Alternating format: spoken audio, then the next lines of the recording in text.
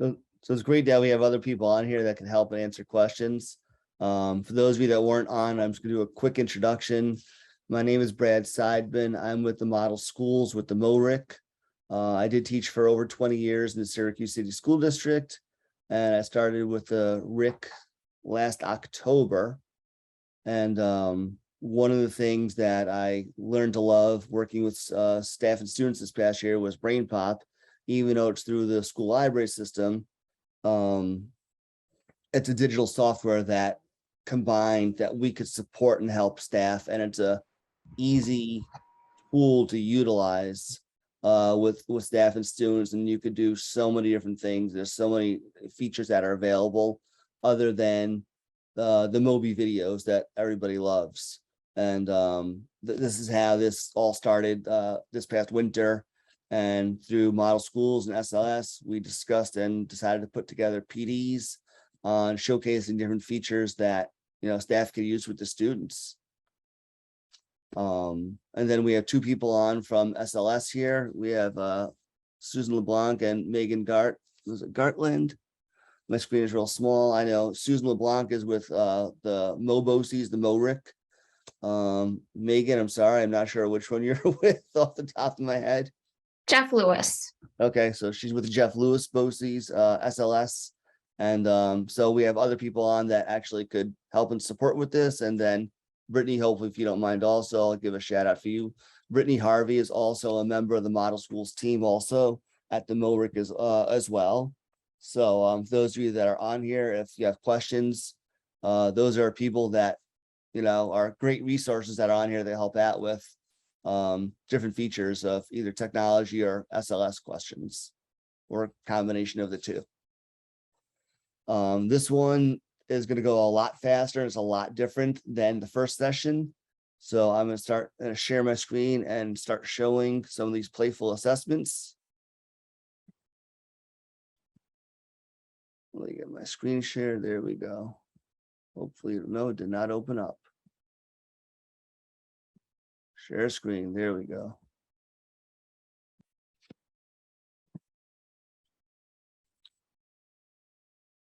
Okay, so this one's a little bit different, like I said, than the first one. If you are on, there are playful assessments. They're more like games that you could do with students.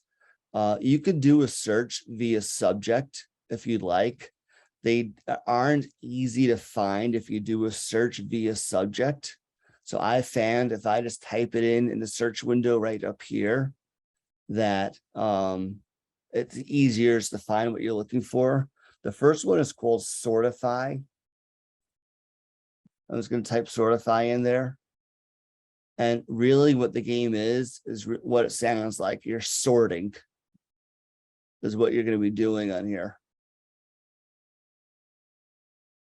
So there are 33 options available on there in different content areas. For those of you that are on, you're going to notice that they're going to be more aimed towards grades 3 through 8, or they could be used for, if students need support, if they're already a higher grade and need support with an activity, you could use this, really any way you want. For the activity today, I'm going to do a math one because I didn't do a math one this morning, the multiplication one here. So I'm going to click on play game and then start. So it says to drag one tile to start. So I'm just going to click OK. So what happened is I'm going to add a tile to a bucket. And then something else is going to pop up. So you need to give a title for your bucket. So students have to figure out how to sort all the tiles into one of the buckets that you create. If you create buckets and you have a tile that did not work in the bucket, at the end it's going to tell you, and you could either take that tile and put it in a different bucket, or you can create an extra bucket to add that tile. Those are great sorting activity. This one I found is great for math. Students are math skills are like all over the place for students. So I'm just going to put multiples of 3 for this bucket.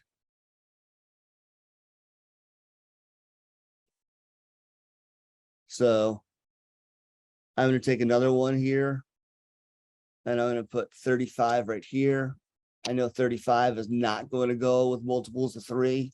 So I'll just call that one multiple of 5. I take it, I drag it down, and that's my multiple of 5. I could create really up to 12 buckets if I want. So for this activity, I'm going to create 3 buckets so you can see what it looks like. I'm going to put 8 in here. And I'm going to put multiples of 4. So now I'm going to try to start sorting them. So I have multiples of 3, I have multiples of 5, and I have multiples of 4.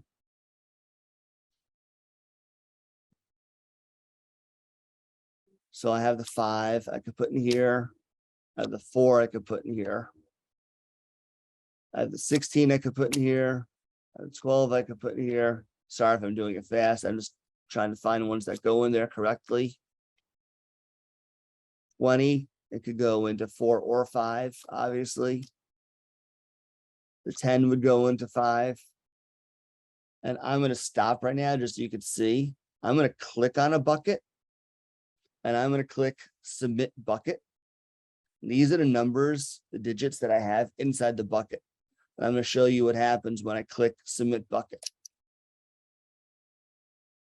So it said all 5 were correct, so I got 5 points. And it takes the bucket away. So now that bucket is not available to me anymore. So this one said multiple of 5. I'm going to put a wrong one in there, just so you can see what happens. So I click on it. And these are the digits that I've added to the bucket. I click Submit Bucket. And it shows me which one I got wrong. Shows me that that 3 doesn't belong there. I'm going to click Continue. And the 3 is now back up there because the 3 did not belong in that bucket. So I have multiples of 3. So I'm going to put the 3 into here.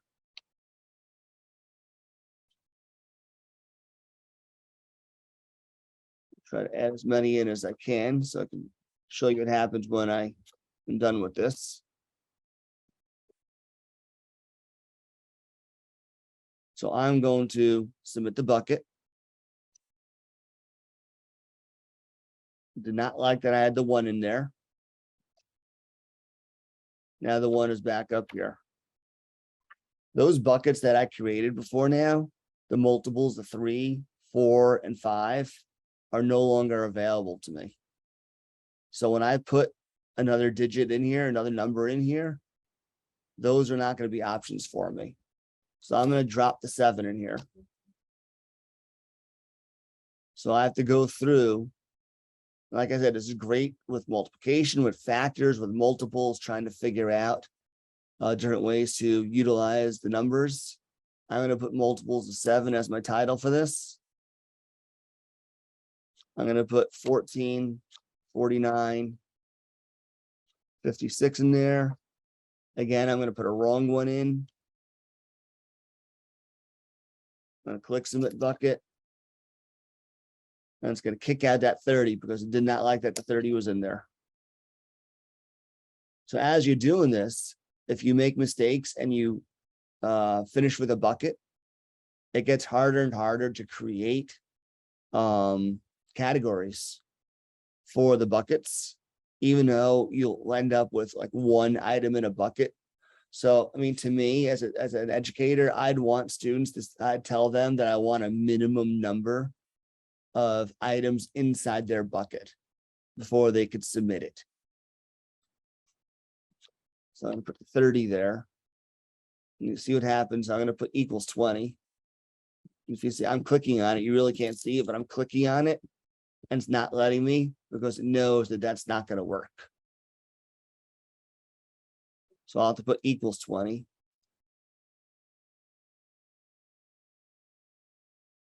I have nothing else that equals 20. So I might say, okay, I did what I could, I'm done. Students can click I'm done. Or you could go up here where it says change labels. I want to go back to this one that I did equals 20 because I have not submitted it yet. I can change the title of that bucket still. So I could take this and I could call it times 6 equals multiple of 10 and see what happens. I'm going to click on it, submit bucket, and it's going to give you an alert. You could click, you could add more than one tile. I'm going to say, no, I'm done. That one worked.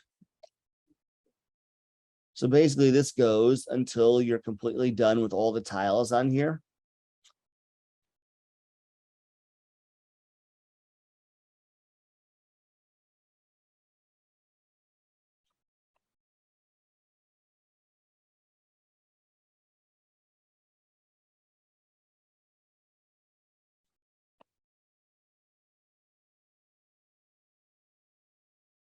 This one's not going to work, but I'm going to click submit.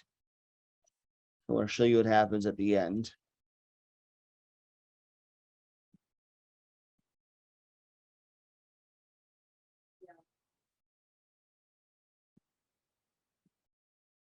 Did not like it.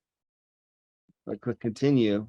I'm still back with this 1 and the 25. I'm going to try the 25 again. And what's going to happen is this one, there's nothing that's going to work because you have no title here that's going to work for it that you have left. So I'm going to do that again. I'm just going to click I'm done because there's nothing else I could do with that 20. That 25 I put in there. So I'm going to click I'm done. It says you still have tiles left. Are you sure you want to end the game now? I'm going to click yes. So it's going to show you what you were successful with and what you were not successful with on here. If you got all the tiles in there correctly, it's going to go on to another one. It's going to give you new tiles that you'll have to sort. Again, this will be a math one, but this is set up to use for science, social studies, and math.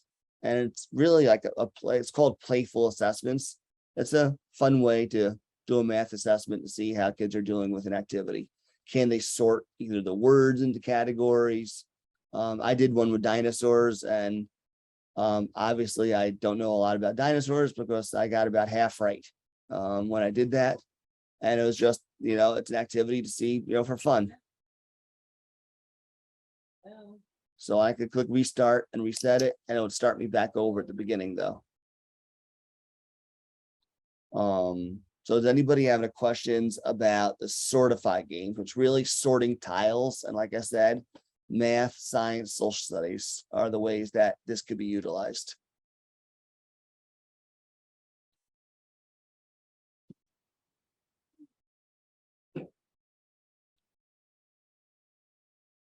Okay, so I'm going to go on to the next one.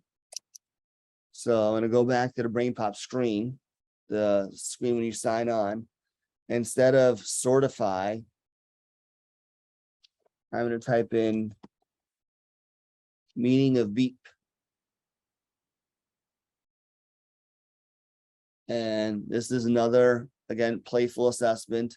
This one has ELA, science, social studies. There's a couple of SEL activities on here. There's holidays on here. There's like a Thanksgiving one. You'll notice that some of them are going to be a lot more advanced on here, like crystals, Native Americans. Someone is on with 4th grade, I believe, from the previous one. They might be able to do some of this, but it'll probably be a little bit harder if they didn't have more knowledge to be able to do the Sortify on this. Like I said, there's the SEL one on here, the cyberbullying, hip hop and rap. If I went in there, I probably would not be able to sort a single one. do an activity on this with the activity with the meaning of beep. I'm going to click on similes and metaphors. It shows you a little video on how to use this.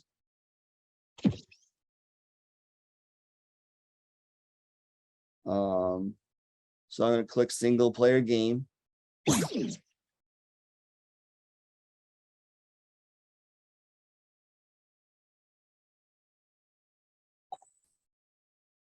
Hey, could you hand me the phase conjugate tracking spanner?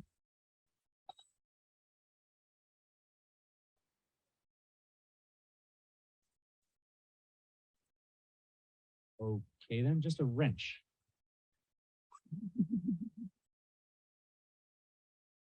Uh-oh, that's going to void your warranty. You left your marmot on a glacier? You're making no sense. I think we must have fried your language chip.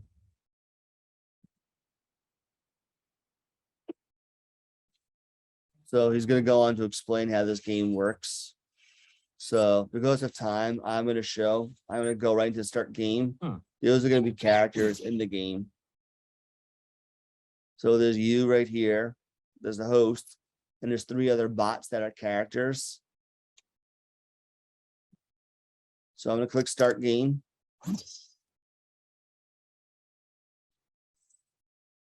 And this is more like a closed passages. So you're looking for a vocabulary word that's going to go in there. So my favorite ghost story is about a child that blank spirits during a seance. I'm going to put scares. I click OK. And then you're going to see what the other 3 bots put in. So then you could choose that answer that you put, or you can pick a different answer that you think might make more sense. So my favorite ghost story is about a child that blank spirits during a seance. I'm as a student, I may or may not know. I'm going to say scares did not work. So I'm going to just switch my answer to awakens. Usually there's 3 or 4 questions, and at the end you'll find out if you are right. The smelling my grandmother's pumpkin pie, blank many comforting memories from my childhood. This one I might know a little better, so I might write reminds me of, and then I'm like, and that may or not work because I usually have to put 1 word in. So I'm gonna click OK and see what happens. It did work on this one because a lot of times only 1 word is going to work on there.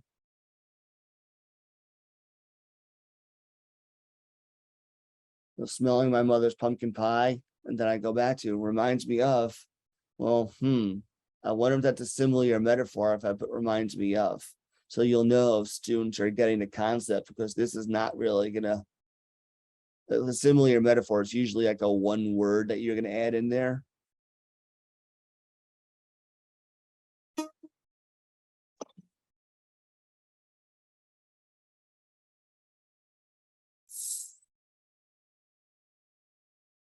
So rate 1 if you're an ELA teacher. The language and a metaphor is more poetic and blank, vivid images in the mind of the reader. I don't know if we have an ELA person on here, but I have absolutely no idea what word I would even put in.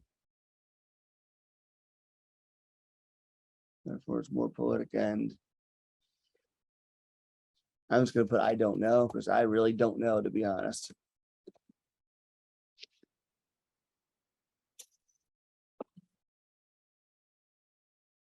And then you're going to get choices.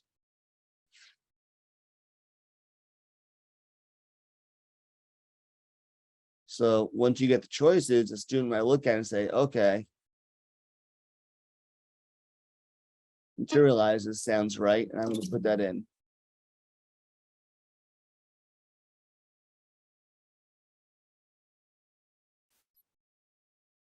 What's nice is here, it's going to give you like a thesaurus. It's going to give you synonyms for the word that you were using. And then I'm going to tally results and I'll see how I did.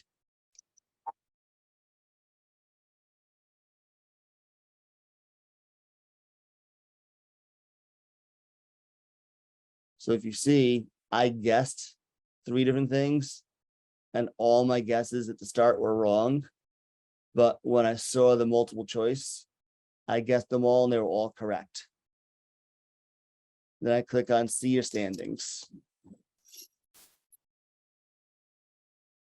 So as you see, I got 3 points. And then there's 3 rounds on this. So you could continue on. To be honest, I found this game to be a little quirky. It has to be the right, activity for what you're working on for this to work for you and your students. Quirky is just the best word I could use to describe this game, to be completely honest. So did anybody have a question about the meaning of beep?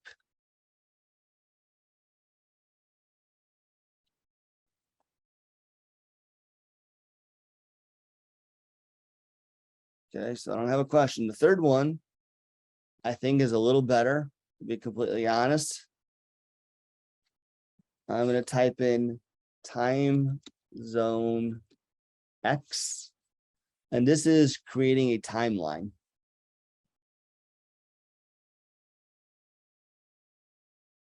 So if you look through here, there are 251 different options on here. There's a variety of social studies, science, technology. There's SEL on here. It's a big social studies one that's on here for completing a timeline. I don't know if we have anybody on here who's a social studies person, because I will probably put some in the wrong order, which is completely okay. So feel free if you want to chime in and help put these in order.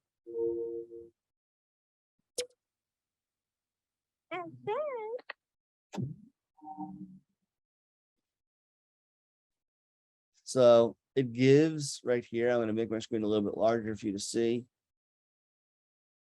It starts you off with something, and then you have to take what they put underneath and decide if it's going to be before or after that, if it, in the timeline. The students will have to read it over. Oops, sorry. And see the letter from Birmingham jail. Did this happen before or after the Civil Rights Act? So I'm going to put before. So I got that one correct. So now I have 2 items on my timeline up here. And you notice that it's going to put the date and year on there, so you can see when things took place in the timeline. I have another list underneath here, another item to put in my timeline here. Now this one could go at the beginning, in the middle, or it could go at the end. And looking at it, I might say, I really don't know, where it goes.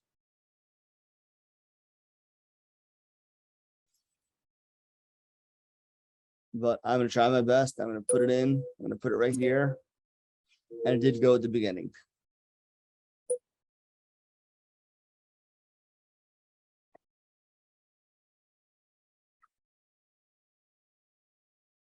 So now that I've added in things on the timeline about Martin Luther King, it asked me, do I want to add in other items that go along in that time frame that take place with the civil rights movement. So this one, so 6 months before the start of World War II in Europe. So I'd look at it. I'm going to slide it over. I know it's going to be way before then. And it says no. So I have to go all the way here, which I didn't go all the way to the beginning. I put it there because I didn't slide the arrow over. Now, it's a common thing that I noticed when using this. If you don't use the arrow to slide over, you'll end up putting them in the wrong spots.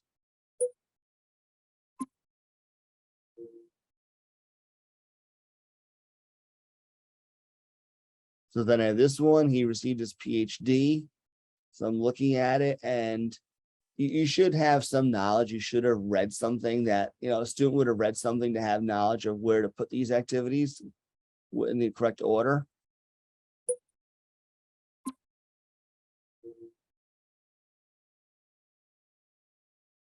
So as you're reading here, as the Civil War nears an end, you would know if students were paying attention, if students had knowledge of something.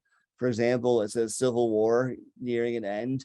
If a student didn't put it all the way back at the beginning, seeing the years in 1939, even though it seems like kids don't have knowledge of like time frame, years are meaningless. Like they don't understand like this was over 100 years ago or this was 50 years ago.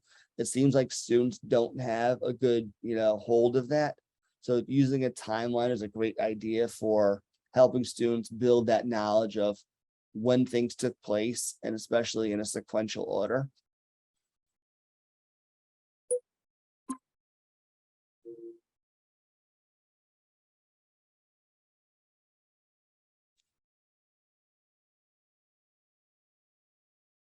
So I might want to go back to this one, the March on Washington, instead of the civil rights, because, you have some students who are ready for multiple things that are added in there. And you might say, this student, we need to just focus on the Martin Luther King one. The civil rights part might be way too much for that student. So if I look at it, there's no year listed in there. So you might think, when did the March on Washington take place? So I'm going to put it right here. You notice it bounced me out. It was completely wrong. Again, it bounced me out, completely wrong. I need to use the arrow and move over. Now I put it there. So besides using this as a timeline and helping students see the spread of time of how an activity took place like this, I put in the whole Martin Luther King era and the civil rights era. Students can then take this and they could write an essay. Like I said, this is more, like I said, grades 3 and up. Students could take it, they could make a graphic organizer, they can write an essay and hopefully not plagiarize and copy everything. And they could use it to put their essay in order based on when the events took place. This is a timeline that students could use to basically help them sort their ideas and thoughts.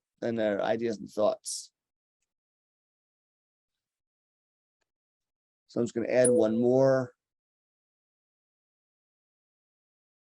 Didn't like that I put it there.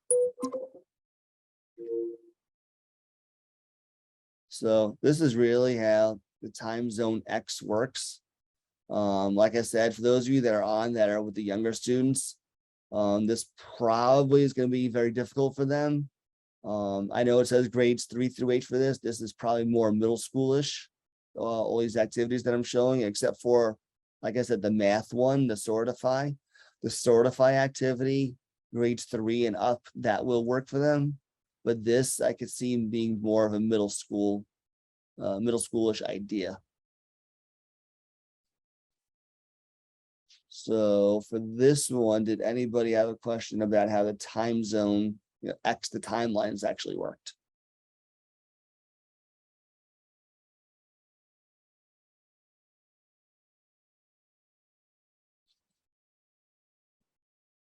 All right, so this one, like I said, was a little bit different than the first one. The first one had a lot more activities where you could play around and assign things and do things with students.